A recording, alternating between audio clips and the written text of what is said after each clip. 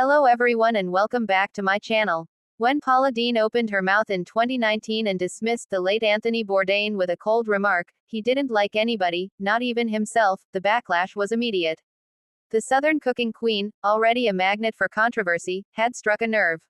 Bourdain, who had died by suicide in 2018, was widely mourned as a cultural critic, a culinary icon, and a restless traveler who gave voice to the overlooked. Deen's shade reopened old wounds, reviving their public feud and forcing the food world to re-examine the messy intersections of celebrity, criticism, and compassion. What unfolds here is not just a tabloid-ready spat between two famous chefs but a layered tale of pride, pain, projection, and the enduring clash between indulgence and authenticity. Chapter 1. The Queen of Butter and the Bad Boy of Food. Paula Deen rose to stardom on a cloud of butter, sugar, and Southern charm. With her Food Network shows, cookbooks, and restaurants, she embodied a grandmotherly figure whose recipes promised comfort in a skillet. Her empire expanded into cookware, frozen foods, and endorsement deals. For a while, she was untouchable, until the cracks appeared. Anthony Bourdain, on the other hand, built his reputation as the rebel chef who refused to play nice. His breakthrough memoir Kitchen Confidential stripped the gloss off restaurant life, revealing grit, drugs, and unapologetic honesty. Through shows like No Reservations and Parts Unknown, he became a global storyteller, traveling with curiosity, empathy, and razor-sharp commentary. The two were culinary opposites. Deen, excess, tradition, unapologetic Southern decadence. Bourdain, raw honesty, exploration, critique, disdain for food as fantasy. A collision was inevitable. Chapter 2. The feud ignites. In the early 2010s, Anthony Bourdain famously lashed out at Paula Deen. He criticized her for promoting high-fat, high-calorie dishes while later profiting from a diabetes medication endorsement after revealing her diagnosis. "She's the worst, most dangerous person to America," he once said, accusing her of hypocrisy. For Bourdain, who valued transparency, even in indulgence, Deen's pivot from butter-drenched fried chicken to pharmaceutical spokesperson reeked of betrayal. Deen didn't take it lightly. Though often playing the role of sweet Southern belle, she bristled at the attacks. Their feud became tabloid fodder, a morality play between indulgence and integrity.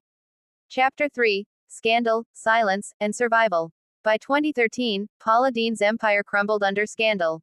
A lawsuit revealed that she had admitted to using racial slurs in the past, sparking outrage. Major sponsors dropped her. The Food Network severed ties. She tearfully went on air to apologize, but the damage was done. Anthony Bourdain, never one to mince words, didn't extend sympathy. While not gleeful, he underscored his disdain for what she represented. In an era increasingly concerned with authenticity and accountability, Deen looked like the outdated face of denial. Deen's career entered survival mode. She maintained a loyal fanbase but was no longer mainstream America's sweetheart. Meanwhile, Bourdain's star only rose higher, his mix of travel, food, and social commentary earning him Emmys, respect, and cultural gravitas. Chapter 4. The Unthinkable. On June 8, 2018, Anthony Bourdain was found dead in France, having taken his own life. The news shocked the world. Outpourings of grief spanned continents. Fellow chefs, celebrities, fans, and even politicians hailed him as a truth-teller who gave dignity to stories otherwise overlooked. For Paula Deen, the moment was complicated. She remained silent at the time, offering no public condolences. Some speculated she felt vindicated, others thought she was wisely staying out of it.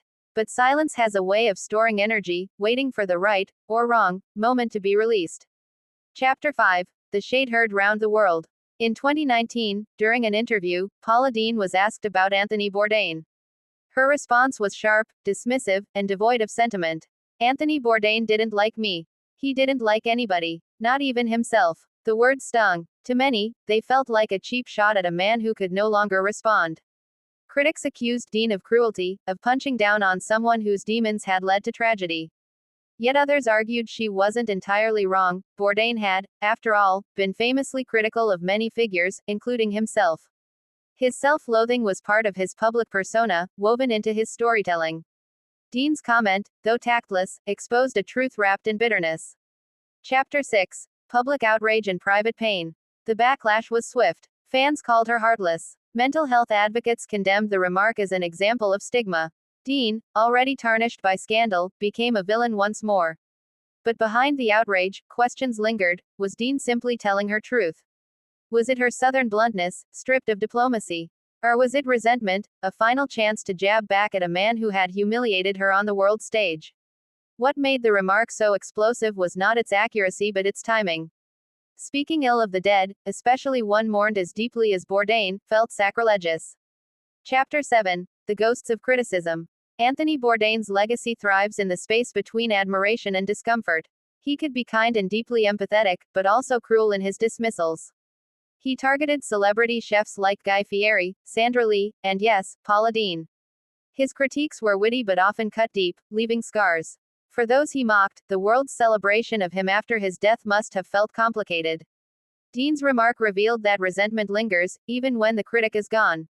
In her mind, his suicide did not erase the damage of his words.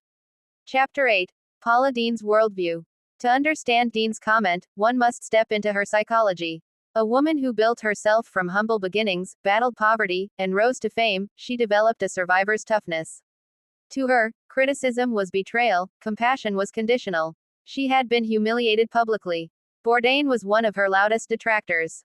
When asked to comment on him after his death, she defaulted to her truth, however harsh, that he was unhappy, unkind, and ultimately undone by himself. It was less an analysis of suicide than a reflection of how she saw him, as an antagonist who never offered grace. Chapter 9. The Ethics of Speaking Ill. Deen's remark raises larger questions. Do we owe kindness to our critics in death? Does death sanctify a person, making them immune to judgment? Or does honesty demand that we acknowledge flaws, even if they sting? For some, Paula Deen's comment was cruel. For others, it was brutally honest. The ethical tension lies in timing. The grieving world wanted reverence, not reminders of Bourdain's flaws. Deen refused to conform. Chapter 10. Legacy Wars. In the years since, Anthony Bourdain remains a cultural hero, his books and shows still cherished. Paula Deen, by contrast, exists on the fringes of celebrity, still cooking, still touring, but never regaining her former mainstream stature. Her comment about Bourdain lingers as part of her legacy, another example of her inability to read the room, her bluntness turning to cruelty in the public eye. Yet it also underscores her resilience, the refusal to let critics, even in death, dictate her narrative. Conclusion. Butter, bitter, and brutal truths. Paula Deen's shade at Anthony Bourdain after his suicide was more than just a soundbite. It was the culmination of years of feud, pride, pain, and personality clash. Her words were harsh, but they also reflected an unresolved wound. Bourdain himself might have understood.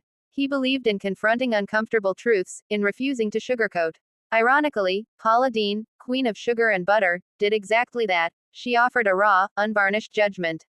The public may never forgive her for it.